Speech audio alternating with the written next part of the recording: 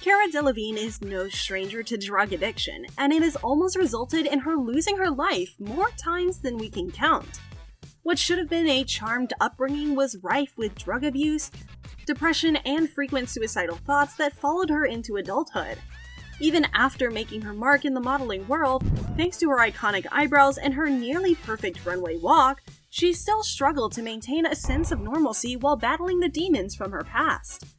Just a few weeks back, fans were super concerned for Cara Delevingne after she was behaving erratically on her way to the Nuys Airport in Los Angeles. The Carnival Row actress 30 was captured by the paparazzi on the way to the airport in the backseat of a Chevy Suburban, feet dangling from the window as her driver made his way through LA traffic. After reportedly showing up 2 hours late for her flight on Jay-Z's private plane, the model, who was wearing a Britney Spears t-shirt, black joggers with green, yellow, and red stripes, yellow socks, and no shoes, made her way to the jet with her dog, Alfie.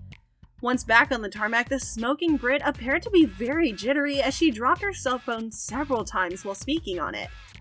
This made people question how serious her drug addiction had really gotten, and if it had put her life at risk. These concerns were raised even more when Cara's friends stepped in. A close friend of Delevingne told The Sun that they were all incredibly concerned. There's talk of staging some kind of intervention and making sure Cara gets the help she may well need. The insider said she's been burning the candle at both ends of late, and clearly it's taking a toll. This was immediately followed by pictures of her close friend Margot Robbie surfacing where she's seen crying as she leaves Cara's home. Her obvious distress made it clear that Cara's life was and may still very much be in danger. But this wasn't the first time Cara's addiction almost cost her her own life. Being a well-known socialite during her heyday eventually caught up with Delevingne's mom, Pandora. She was described by Esquire magazine as a manic, depressive person who struggled with heroin and prescription pill addictions for most of her adult life. Sometimes Delevingne and her siblings have had to live with me being too ill to mother them, which has been agony for me, Pandora told Tatler magazine in 2004. Looking back on her mother's addiction, Cara Delevingne told Esquire she was sick a lot, in the hospital a lot, and there were times when she would leave for quite a long time and I wouldn't know where she was. It wasn't until she was much older that Delevingne's sister Poppy clued her in on her mother's heroin addiction. This may have been where Cara's exposure to drugs may have started, and seeing her mother like that may have pushed her towards taking her own life. This wasn't the only time she got suicidal due to drugs and personal problems. Once she was made aware of her mother's addiction, Cara Delevingne's world began to crumble at her feet. I think I properly started dealing with depression when I was about 16, when all this stuff with my family started to make sense and came to the surface, she told Esquire. Pretending that everything was fine, learning how to become a pro at suppressing her emotions, and trying to be strong for the sake of her mom eventually caught up to the model and actress, and the pressures of wanting to do well in school to make her parents proud caused her to have a mental breakdown. She was pulled out of school for 6 months when she turned 16 after she'd agreed to go on medication in exchange for not being hospitalized. But the medication had a negative impact on her mood. I didn't feel shit. It was horrible. I was like a sociopath, she said. She revealed that she felt numb for a period of 2 years, up until she decided to stop taking her medicine when she was 18. This was yet another moment in her life where her addiction to drugs almost led her to her demise. But these instances just began to grow from this point onwards. In an interview with GQ magazine, the movie's director Luc Besson mentioned how fearless Delevingne appeared on set. Addressing the model, he noted, "For me, you look so free, and at the same time, sometimes your skin shows an anxiety inside." Delevingne responded by explaining that she experiences psoriasis, a skin condition that can be greatly inflamed by stress. "Inside, I have so many fears. I work in an industry where I care what other people think, and I'm nervous all the time. If I don't admit that it's going on, it comes out in my skin," she told him. Admitting that it's difficult for her to cry and show emotion, Delevingne said that the scaly, dry patches that show up on her skin are her body's way of releasing bad feelings. There's no greater emotion that pushes a person towards drugs and suicide than constant anxiety, and this was yet another example of that. How Cara survived through all of this and lived to tell the tale is a miracle in itself. There was a fifth time Cara's life was at risk due to substance abuse as well. Everyone's body develops at its own pace, but this concept was apparently difficult for some of Delevigne's classmates to grasp. As a self-proclaimed late developer, she was relentlessly teased during her formative years. I felt alienated and alone, because I was like, "What's wrong with me?" she told The Guardian. Instead of lashing out at her bullies, she told the publication she turned her anger on herself, saying, "Instead of using my sword and shield to protect myself, I just put my shield up and stabbed myself."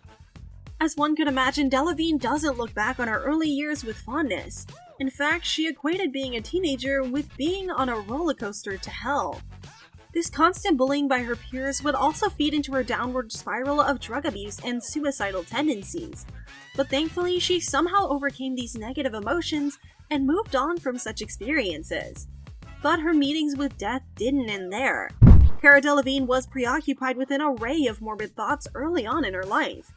"When I was a child, I was obsessed with blood and death," she revealed in a candid interview with W magazine. Her fascination with all things gory, however, eventually took a turn.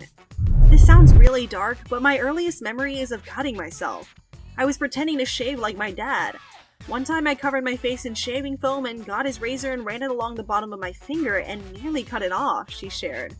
This was her sixth messed up experience with death, thanks to the drug she had taken to remain stable. Though she grew up as a member of one of London's high society families, Delevigne had anything but a picture-perfect life. "I was suicidal," she told Esquire. "I couldn't deal with it anymore. I realized how lucky and privileged I was, but all I wanted to do was die." The feelings of wanting to end her life made her feel so guilty that she began to hate herself, telling the magazine that she got to the point where she didn't want to exist anymore. To dull the pain she felt inside, she resorted to self-destructive tactics. She recalled the time she would run into the woods and smoke a pack of cigarettes before smashing her head into a tree to knock herself out. In addition, during her childhood, she would resort to scratching her legs till they bled. If this isn't messed up, we don't know what is. This seventh occasion of Cara publicly admitting to drug use and how it led towards her almost claiming her own life is very alarming. We wish things had ended here, but they didn't. Teenage angst is common, but Delevigne experienced a heightened sense of dread and agony. "I hated myself for being depressed. I hated feeling depressed. I hated feeling," she told The Edit via Grazia. "I was very good at disassociating from emotion completely, and being out of tune with her emotions caused even more confusion because she couldn't really grasp what was going on and why. This made her go towards drugs as a safety cushion to keep all those negative emotions and painful thoughts away. The drugs and depression combined were the perfect combos to push her towards death yet again, but she survived." Now let's move on to the ninth and final time her drug addiction almost cost her her own life. As a child, she was misdiagnosed several times, including at the age of 9, when she was told that she read at the level of a 16-year-old, and when she finally turned 16, she was told she had the reading ability of a 9-year-old. She was eventually diagnosed with dyspraxia, a developmental disorder in which people have trouble coordinating their thoughts and movements, which is ironic considering how she now gracefully sashays down a runway for a living. The drug she was prescribed to overcome this, plus the recreational drug concoctions she continued to make on her own, would push her towards suicide and death once more. But being as resilient as she is, she somehow managed to hold on again. That's it for today. Don't forget to like and subscribe. We'll see you again with more updates on everything. Goodbye!